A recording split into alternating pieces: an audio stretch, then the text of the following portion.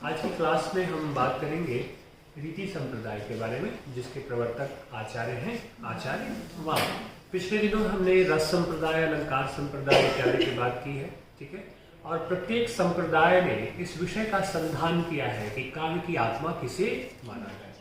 आचार्य वामन ने रीति को काव्य की आत्मा स्वीकार किया है और कहा है कि रीति ही काव्य की आत्मा है। अब हम ये समझेंगे कि ये रीति क्या है, ठीक है ना।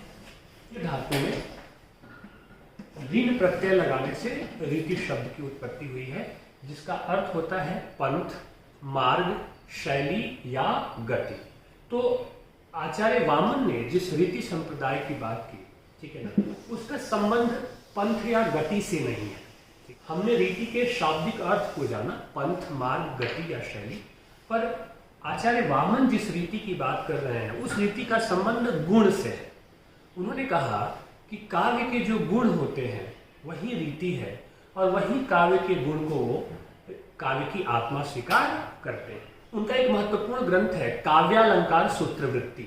काव्यालंकार सूत्रवृत्ति में आचार्य वामन ने बहुत विस्तार से कैसे रीति को काव्य की आत्मा स्वीकार किया जाए इस बारे में बात की है। वो कहते हैं विशिष्ट पद रचना रीति है, अर्थात वह पद जो विशिष्ट हो, विशेष हो, उसे हम रीति कहते हैं। अब सवाल यह उठता है कि विशिष्ट या विशेष से उनका क्या तात्पर्य है, किस पद को वो विशिष्ट या विशेष कहते हैं। पुनः वे विशिष्ट को परिभाषित करते हुए कहते हैं विशेषो गुणात्मा, अर्थात यह विशिष्टता जो है वह गुण से आती है। उस विशिष्टता को वो गुण कहते हैं, यानी कि जहां गुण हो, जिस काव्य में गुण हो, उसे वो विशिष्ट पद रचना कहते हैं। अब गुण से क्या संबंध है? गुणात्मकता से संबंध उनका ओज गुण से है, प्रसाद गुण से है, माधुर्य गुण से है, श्रृंगार गुण से है, वीर रस से है, विभत्स रस से है। यानी कि जितने भी काव्य के गुण हो सकते हैं जिससे काव्य पढ़कर आपको आनंद की अनुभूति होती है या काव्य से आप एक पाठक के रूप में जुड़ाव महसूस करते हैं, उन सभी गुणों को सम्मिलित रूप से आचार्य वामन क्या कहते हैं? रीति कहते हैं। विशिष्ट पद रचना रीति, यानी कि वही जो विशिष्टता है, काव्य के जो गुण हैं, उन गुणों को वो विशिष्टता या विशेष से संबोधित करते हैं। इस प्रकार आप देखें तो आचार्य वामन ने जिस रीति की बात की उस रीति से उनका संबंध काव्य के गुणों से है और उन्हीं काव्य के गुणों को वो काव्य की आत्मा मानते हैं। इसीलिए रीति संप्रदाय को गुण संप्रदाय भी कहा जाता है। क्या कहा जाता है? गुण संप्रदाय भी कहा जाता है। आचार्य वामन ने इस रीति में उन तमाम सारे गुणों को लक्षित किया जिसके आधार पर वे उसे काव्य की आत्मा स्वीकार करते हैं। उनका मानना है गुण जो है वो काव्य के शोभा कारक धर्म है और गुणों के अभाव में काव्य की परिकल्पना नहीं की जा सकती है, ठीक है। गुणों को काव्य की शोभा बताते हुए वो लिखते हैं काव्य शोभायाः कर्तारौ धर्माः गुणाः, अर्थात गुण काव्य के शोभा कारक धर्म है जो काव्य की शोभा बढ़ाते हैं। वामन के अनुसार गुण के दो भेद हैं, एक शब्दगत और एक अर्थगत, ठीक है ना। शब्दगत के भी उन्होंने 10 रूप बताए और अर्थगत गुण के भी उन्होंने 10 रूप बताए। इस तरह से आप देखें तो आचार्य वामन ने जो गुण के 2 रूप बताए, शब्दगत और अर्थगत, और दोनों के 10-10 रूप बताए, इस हिसाब से वामन ने गुणों की संख्या कितनी मानी? कुल 20, 10 शब्दगत गुण और 10 अर्थगत गुण। और इन्हीं गुणों के आधार पर उन्होंने रीति को परिभाषित किया और कहा कि ये सारे गुण रीति में समाहित हो जाते हैं और यही सारे गुण काव्य की आत्मा के रूप में उसे वो स्वीकार करते हैं, ठीक है ना। जैसे कि ओज गुण हो गया, प्रसाद गुण हो गया, श्लेष हो गया, समास हो गया, माधुर्य हो गया, उदारता हो गया, ये सारे क्या है? काव्य के गुण हैं। वामन के अनुसार रीति के 3 प्रकार बताए गए। कितने प्रकार बताए गए? 3। पहला है वैदर्भी रीति, दूसरा है गौड़ी रीति और तीसरा है पांचाली रीति, ठीक है ना। कौन कौन से रूप रीति के रूप हो गए? वैदर्भी रीति, गौड़ी रीति और तीसरा पांचाली रीति। 3 रीतियां बताई और तीनों की अलग अलग प्रकृति बताई। इसमें उन्होंने वैदर्भी रीति को सर्वश्रेष्ठ रीति स्वीकार किया और कहा कि इसमें सारे गुण विराजमान होते हैं, इसलिए वैदर्भी रीति सर्वश्रेष्ठ रीति है। कि पहला रीति है वैदर्भी रीति। वैदर्भी रीति में माधुर्य व्यंजक वर्णों की योजना होती है, यानी कि ऐसे वर्ण आते हैं जिससे माधुर्य गुण का प्रस्फुटन होता है, यानी कि माधुर्य गुण यानी कि मधुर भावों का प्रस्तुतिकरण इस वैदर्भी रीति के अंतर्गत किया जाता है। ठीक है ना। वैदर्भी रीति सुनने में मधुर और संगीतात्मक होती है, यानी कि जहां संगीतात्मकता और माधुर्य हो वहां उन्होंने वैदर्भी रीति का समावेश माना है। इस प्रकार देखें कि श्रृंगार, करुण, हास्य, ये जो रस है, श्रृंगार रस हो गया, करुण रस हो गया, हास्य रस हो गया, इन रसों की अभिव्यक्ति के लिए वैदर्भी रीति को उन्होंने कारक माना है। कहा है कि वैदर्भी रीति के द्वारा ही हास्य, करुण और श्रृंगार रसों की अभिव्यक्ति की जा सकती है। तो पहला जो प्रकार रीति का माना उन्होंने वह था वैदर्भी रीति। ठीक है। दूसरा माना उन्होंने गौड़ी रीति। गौड़ी रीति से उनका संबंध ओजस्विता से है, वीर प्रधान रचनाओं से है, यानी कि जिन रचनाओं में वीरता की प्रधानता हो, ओजस्विता हो, वहां पे इस भाव की अभिव्यक्ति वो गौड़ी रीति के माध्यम से मानते हैं। ठीक है ना। और उनका कहना है कि गौड़ी रीति में ओजपूर्ण यानी कि वीरतापूर्ण वर्णों की क्या होती है, प्रधानता होती है। पद योजना जो होती है गौड़ी रीति में, वह पद योजना दीर्घ समास से युक्त होती है, यानी कि समासिकता उसमें दीर्घ होती है, बड़ी होती है, ताकि ओज गुण या वीर प्रधान जो भाव है वह ठीक से अभिव्यक्त किया जा सके। ठीक है। यह रीति वीर, भयानक, विभत्स, अद्भुत रसों की अभिव्यक्ति के लिए जो गौड़ी रीति है वह महत्वपूर्ण होती है, यानी कि वीर, भयानक, अद्भुत, विभत्स जैसे रसों की अभिव्यक्ति गौड़ी रीति के माध्यम से होती है, ऐसा आचार्य वामन का मानना था। ये उनके विचार थे। ठीक है। और जो तीसरी रीति मानी उन्होंने वह थी पांचाली रीति। ठीक है ना। पांचाली रीति जो है यह माधुर्य और सौकुमार्य गुणों से युक्त होती है। पांचाली रीति के बारे में उनका कहना था कि माधुर्य और सौकुमार्य गुणों से यह युक्त होती है और माधुर्य और सौकुमार्य भावों की अभिव्यक्ति के लिए पांचाली रीति का महत्व वो स्वीकार करते हैं। ठीक है ना। उनका मानना था कि पांचाली में लघु समासों की योजना होती है। ठीक है ना। गौड़ी में दीर्घ समासों की योजना होती है और पांचाली में लघु समासों की योजना होती है। और आचार्य मम्मट ने पांचाली को कोमलावृत्ति कहा। आचार्य मम्मट ने कहा कि पांचाली रीति को कोमलावृत्ति यानी कि कोमल भावों की अभिव्यक्ति के लिए पांचाली रीति महत्वपूर्ण होती है। पांचाली रीति का जो मूल गुण है वह है प्रसाद गुण। प्रसाद गुण समझते हैं ना, कि आसानी से भावबोध समझ में आ जाए, वहां प्रसाद गुण विराजमान होता है। तो इस प्रकार आप देखें आचार्य वामन ने पहले गुणों के दो भेद बताए, शब्दगत और अर्थगत। दोनों के 10-10 रूप बताए, यानी कि 20 गुणों की बात वो करते हैं। उसके बाद रीति के 3 रूप वो बताते हैं। कौन कौन? वैदर्भी, गौड़ी और पांचाली रीति। आचार्य वामन ने माना कि जो वैदर्भी रीति है वह सर्वश्रेष्ठ रीति है, क्योंकि उसमें समस्त गुण विराजमान होते हैं। ठीक है ना।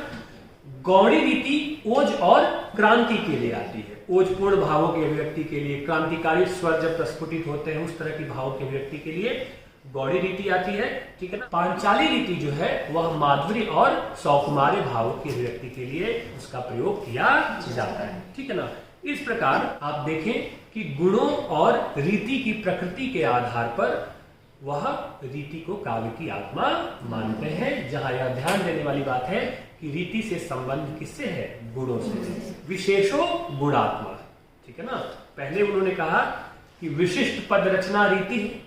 समझिए, क्रोनोलॉजी को समझिए। विशिष्ट पद रचना रीति है, यानी कि विशिष्ट पदों की रचना रीति है। और विशिष्ट पद क्या है? विशेषो गुणात्मा, यानी कि विशिष्ट पद वही है जिसमें ये सारे गुण क्या हो? विराजमान हो। शब्दगत और अर्थगत सारे गुण या रीति के जिन प्रकारों की वो बात करते हैं। तो इस तरह से आचार्य वामन ने रीति को काव्य की आत्मा के रूप में स्वीकारा और एक महत्वपूर्ण स्थापना उन्होंने काव्य की आत्मा की खोज के संबंध में जो विचार हैं आचार्यों के, उस दिशा में एक महत्वपूर्ण और जोरदार बात उन्होंने रखी। ये बात और है कि इनकी जो मान्यता है इसे बहुत अधिक स्वीकृति नहीं मिली, लेकिन काव्य में रीति के महत्व को लेकर संस्कृत के बाकी अन्य महत्वपूर्ण आचार्यों ने भी अपने मत रखे और अपने विचार रखे, जिसमें महत्वपूर्ण नाम एक आचार्य आनंदवर्धन का भी आता है। आचार्य आनंदवर्धन ने भी रीति पर विचार किया, परंतु इसे काव्य की आत्मा स्वीकार नहीं किया। आचार्य आनंदवर्धन की मान्यता है कि पद संघटना को, आचार्य आनंदवर्धन रीति को पद संघटना का नाम देते हैं, ठीक है ना, और उसका मूल आधार वो समास को मानते हैं। पद संघटना को वो रीति कहते हैं और उसका मूल आधार किसे मानते हैं? समास को मानते हैं। यानी कि जो सामासिकता होती है, जहां विस्तार की, समास को क्या करते हैं हम? विस्तृत करते हैं, विस्तार की संभावना समास में होती है, ठीक है। तो उन्होंने कहा पद संघटना को उन्होंने रीति कहा और उसका मूल आधार उन्होंने समास को माना। यानी कि जो सामासिकता होती है काव्य में, उससे उन्होंने रीति स्वीकार किया। उनका यह मानना था कि संघटना जो है वह गुण के आश्रित रहती है तथा मूलतः रस को व्यक्त करना ही संघटना का कार्य है। समझिए इस बात को। आनंदवर्धन का मानना है कि संघटना जो है वह गुण के आश्रित रहती है, यानी गुण पर आश्रित है संघटना। काव्य में जिस तरह से गुण आएंगे, संघटना उस पर आश्रित होगी और उसका मूल काम है रस को व्यक्त करना, यानी कि रसानुभूति। संघटना जो है, जो सामासिकता है, उस सामासिकता से या संघटना से, पद संघटना से पाठक या श्रोता के भीतर कैसे रसानुभूति हो रही है, रस की प्राप्ति कैसे आ रही है, यह काम है रीति का।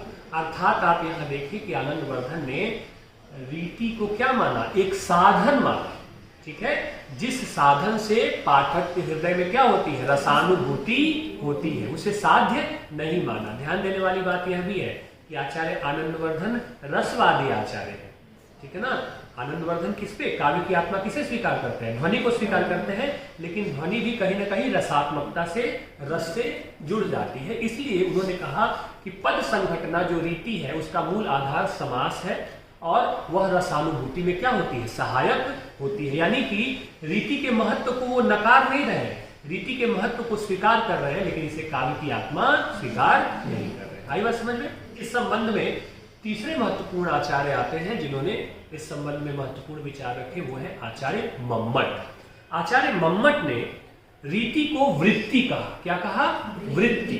आचार्य मम्मट ने रीति को वृत्ति कहा और इनके अनुसार निश्चित वर्णों का रस से संबंधित व्यापार ही वृत्ति है।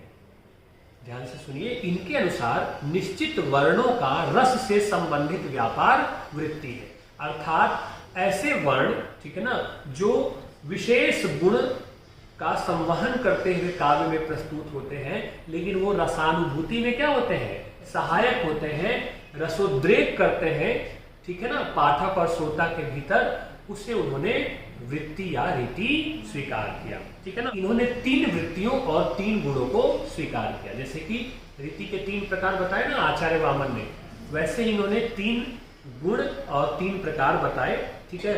पहला है उपनागरिका। उपनागरिका वही है जो आचार्य वामन के यहाँ वैदर्भी रीति है, ठीक है ना। उसे उन्होंने उपनागरिका कहा। और सब आप जानते हैं कि वैदर्भी रीति का मूल भाव क्या होता है? माधुर्य होता है मम्मट के अनुसार। मम्मट ने उपनागरिका यानी कि वैदर्भी का मूल भाव माधुर्य बताया, जबकि आचार्य वामन उसे समस्त गुण का संवाहक बताते हैं। दूसरा है इनके यहाँ पुरुषा, जो कि आचार्य वामन के यहाँ क्या है? गौड़ी रीति। गौड़ी रीति का संबंध आचार्य वामन ने ओजस, ओज से जोड़ा, वीरता से जोड़ा, विभत्स से जोड़ा, भयानक रस से जोड़ा। तो पुरुषा रीति को यह दूसरा प्रकार बताते हैं आचार्य मम्मट, और इसका मूल गुण वह बताते हैं ओज गुण, ठीक है। और जो तीसरा है आचार्य मम्मट के यहाँ, वह है कोमला, जो कि आचार्य वामन के यहाँ क्या है? पांचाली रीति है, और इसका मूल गुण आचार्य मम्मट प्रसाद गुण बताते हैं। इस प्रकार आचार्य मम्मट के यहाँ भी वृत्ति जो है वह रस का क्या है? साधन है। यानी कि रसानुभूति में वृत्ति या रीति को आचार्य मम्मट क्या करते हैं? साधन मानते हैं। ध्यान देने वाली बात है कि आचार्य मम्मट ने भी रीति के महत्व को जरूर स्वीकार किया कि वह रसानुभूति में सहायक है, काव्य के लिए एक आवश्यक गुण है, लेकिन आचार्य मम्मट भी इसे काव्य की आत्मा स्वीकार नहीं करते हैं, ठीक है ना। और इस संबंध में चौथे और अंतिम जो विद्वान है वह है आचार्य विश्वनाथ, ठीक है ना। आचार्य विश्वनाथ के अनुसार पद संघटना रीति, जो बात आचार्य आनंदवर्धन भी कह रहे हैं, आचार्य विश्वनाथ ने भी पद संघटना रीति कहा, ठीक है ना। और ध्यान दीजिए कि आचार्य विश्वनाथ भी रसवादी आचार्य है। वाक्यम रसात्मकम काव्यम, आचार्य विश्वनाथ की उक्ति है ना कि वाक्यम रसात्मकम काव्यम, रसानुभूति से संबंधित वाक्य, ऐसे वाक्य जो रसानुभूति से संबंधित हो, रस की अनुभूति कराए, उसे हम काव्य कहते हैं। ये आचार्य विश्वनाथ की मान्यता है। इनके अनुसार पद संघटना रीति है और ये कहते हैं रीति काव्य के शरीर में रहकर रस का उपकार करती है। यानी कि काव्य अगर एक शरीर है तो रीति उसका एक हिस्सा है जो रस का उपकार करती है, रस की वृद्धि में, रसोद्रेक में सहायक होती है। और यह भी रीति को काव्य की आत्मा स्वीकार नहीं करते। इन्होंने वर्ग संगुम्फन के आधार पर 4 रीतियां मानी है। बोलता तो 3 रीतियां ना आचार्य वामन की, ठीक है ना। कौन कौन? वैदर्भी, गौड़ी और पांचाली।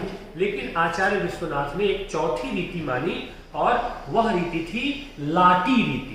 और लाटी रीति के बारे में वो बोलते हैं कि जो वैदर्भी और पांचाली के संयोग से जो 4थी रीति बनती है उसे उन्होंने कहा लाटी रीति। यानी कि लाटी रीति जो प्रस्तुत किया आचार्य विश्वनाथ ने, उसे उन्होंने कहा कि यह वैदर्भी और पांचाली दोनों रीतियों के योग से 4थी रीति बनती है, वह होती है लाटी रीति, ठीक है ना। तो उपर्युक्त विवेचन के आधार पर यह कहा जा सकता है कि आचार्य वामन ने जिसे वो विशेष गुण मानते हैं उसे काव्य की आत्मा को स्वीकार किया है। लेकिन आगे के आचार्यों ने रीति के महत्व पर विस्तार से बात की है और रीति के महत्व को क्या किया है, उन्होंने स्वीकारा है। इस प्रकार हम कह सकते हैं कि काव्य की आत्मा के रूप में रीति को हम स्वीकार करें या ना करें, लेकिन काव्य में रीति के महत्व को हम नकार नहीं सकते या उसे हम नजरअंदाज नहीं कर सकते। काव्य में रीति का एक महत्वपूर्ण स्थान है जो कहीं न कहीं रसानुभूति के संबंध में, पाठक को काव्य से जोड़ने के संबंध में और पाठक का ध्यान काव्य की तरफ आकर्षित करने के संबंध में जिसकी महत्वपूर्ण भूमिका होती है। और आचार्य वामन ने इसी रीति को काव्य की आत्मा स्वीकार किया है, ठीक है।